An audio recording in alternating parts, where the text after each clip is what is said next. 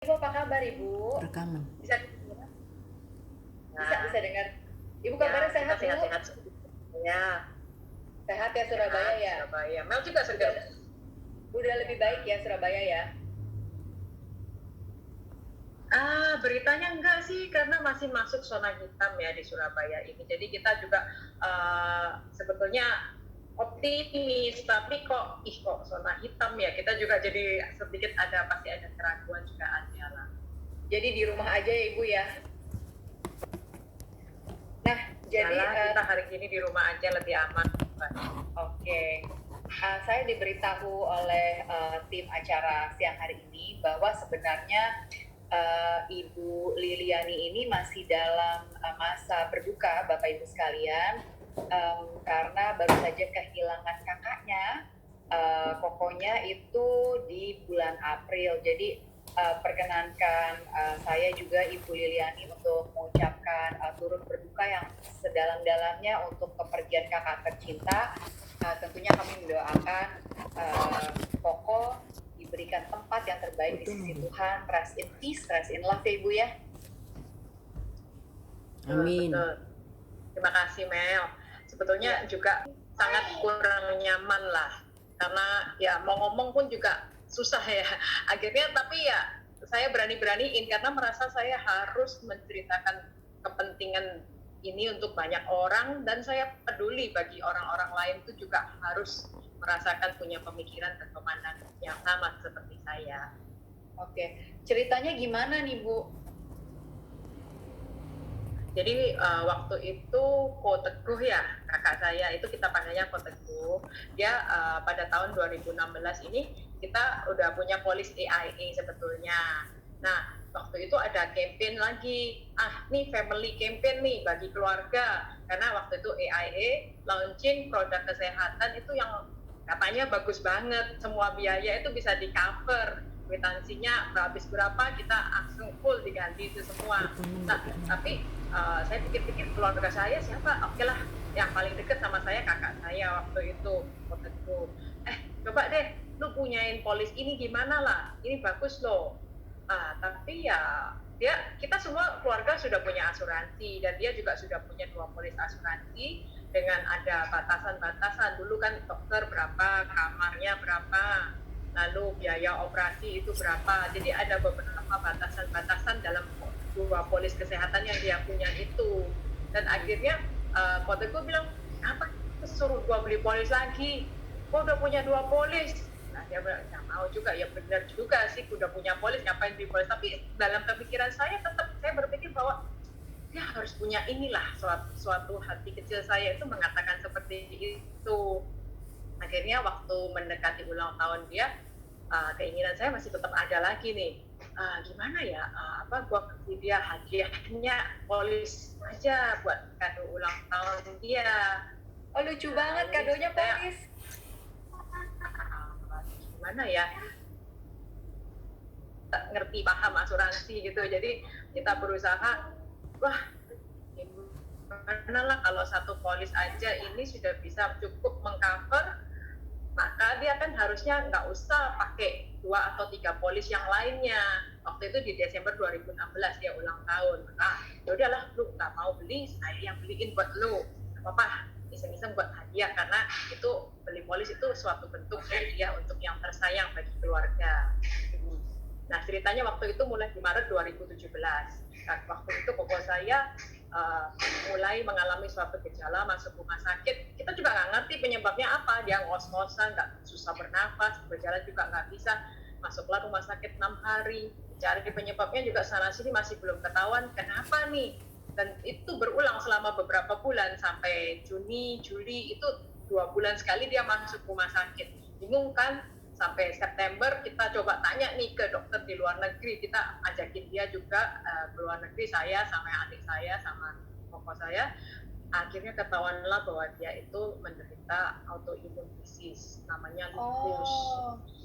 Oke. Jadi itu dari tahun 2017, dari bulan Maret sampai bulan September gitu Bu? Itu semua biayanya di cover asuransi Bu? Ya, karena kebetulan kan kita udah punya polis sebelumnya dan di Desember itu juga sudah ada berjalan polisnya semua di cover oleh AIA. Ya paling kita nama-nama dikit itu untuk yang tidak di cover semacam underpad atau tisu, sarung tangan semacam gitulah. Dan saya juga baru tahu ternyata autoimmune disease itu membutuhkan pengobatan yang namanya sejenis obat kanker itu namanya imunosupresan. Dia harus suntikan itu ke tubuh kakak saya.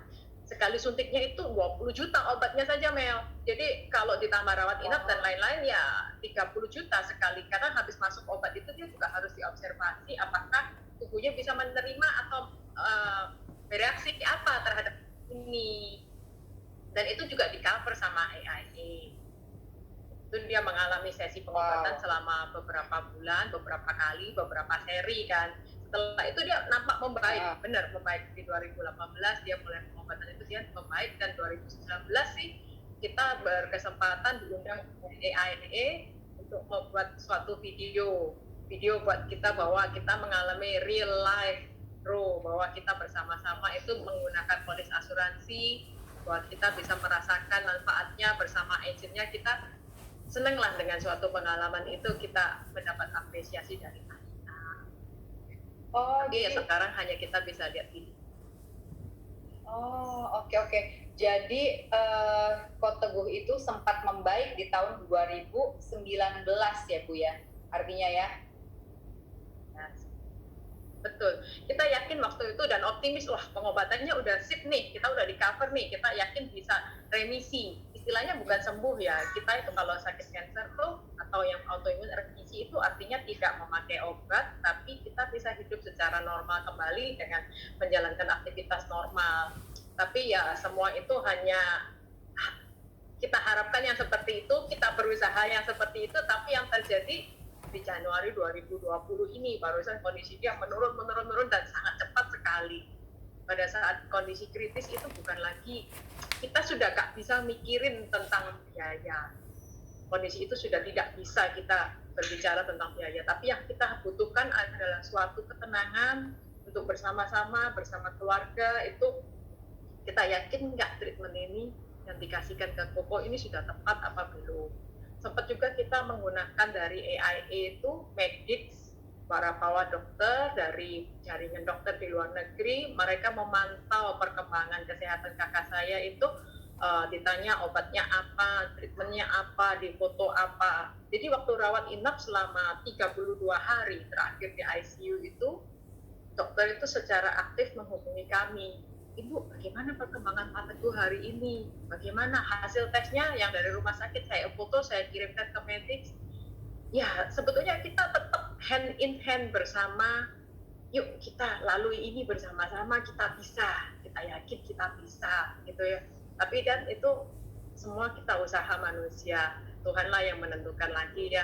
Akhirnya kemarin di bulan April itu Tuhan sudah panggil Ko Teguh. Aduh, so sorry ya Ibu ya for your loss ya, setelah perjuangan yang lumayan naik turun dari tahun 2017, udah punya hope bahwa Ko Teguh bisa sembuh, tapi ya sekali lagi ya Tuhan yang punya kehendak, kita harus menerima ya Bu Liliani ya. Terima kasih banget loh Ibu buat sharing pengalaman ini, moga-moga ini jadi pengalaman yang berharga buat kita semua nih, yang bisa dinikmati oleh Bapak dan Ibu sekalian. Dari pengalaman ini adalah life lesson-nya ya kan, benar ya Bu Liliani ya? Lucu loh, waktu itu kita waktu 2019 juga saat Ko Teguh itu mulai membaik, pikiran kita juga mulai cerah ya, mulai berpikir si Koko nanya sama saya, gimana kalau saya bisa punya polis asuransi untuk penyakit kritis, andai kan kondisi saya lebih parah lagi nih dari saat ini, kan ini kita masih punya dana, itu memang biaya pengobatan kita semua sudah di cover oleh polis tadi yang hospital and surgical, tapi kalau dana darurat ini kan bisa dipergunakan sewaktu-waktu bagi keluarga untuk yang supporting life, itu kan orang tua kami juga masih membutuhkan yang selalu menjaga. Jadi kita si Koko sempat nanya, saya bisa nggak nih punya polis kalau misalnya saya dapat uang tunai nih 500 juta dari kondisi kritis saya, nanti supaya bagi yang merawat ini supaya cukuplah untuk pengorbanannya, itu masih ada biaya-biaya yang menggantikan. Tapi ya gimana lagi, itu dia sudah mengalami penyakit yang cukup parah dan juga nggak bisa untuk punya asuransi lagi. Jadi saran saya, kalau ada sedikit keinginan pun, para agent yang mendatangi teman-teman, coba deh tanya deh, polis saya ini bisa mengcover apanya? Tanyakan itu berulang-ulang kepada para agent, nggak apa-apa. Tentunya pastinya harusnya agentnya mau jawab lah, supaya Bapak Ibu tahu cara menggunakannya. Seperti kata berita tadi ya, kalau kita punya sesuatu tapi nggak tahu cara menggunakannya, nggak tahu bener apa enggaknya, kan susah ya. Jadi kita harus paham benar bagaimana cara menggunakannya. Itu tadi Mel, kalau masih bisa beli deh. Contoh Asuransi proteksi ya Bu ya? Yes, betul. Baik asuransi jiwa. Di saat sekarang gini kondisi sehat-sehat, tiba-tiba sesuatu yang memanggil berpulang, juga jiwanya juga melayang. Tiba-tiba yang sehat-sehat kena serangan kritis, juga butuh biaya besar. Gimana tuh? Iya, itu saya rasa penting.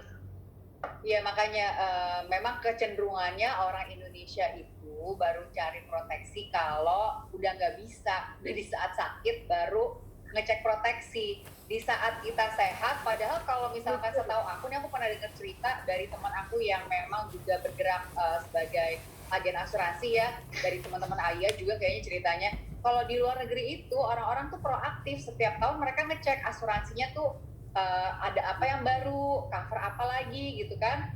Nah, di Indonesia ini memang ajaib Bu, orang kalau udah sakit baru cari asuransi dan proteksi ya Bu ya. Ibu udah nggak bisa mau minta. Ya. Terima kasih banyak ya Ibu buat sharingnya. Semoga apa yang Ibu ungkapkan dari hati jadi pengalaman berharga buat Bapak Ibu yang siang hari ini hadir di virtual gatheringnya AIA. Moga-moga jadi terbuka hatinya, pikirannya bahwa sebelum terlambat dan selagi masih bisa, kita harus punya proteksi ya Ibu ya. Tanyain deh berulang-ulang, sampai tiap waktu kan beda-beda kondisinya. Tanya terus. Siap. Terima kasih Ibu Liliani, sehat-sehat Ibu di Surabaya. Semoga zona hitamnya cepat berlalu ya Ibu. Yes, itu kita pengen semua segera. Thank you ya. Thank you Ibu. Nah Bapak Ibu sekalian, berikutnya kita akan masuk ke sesi solusi.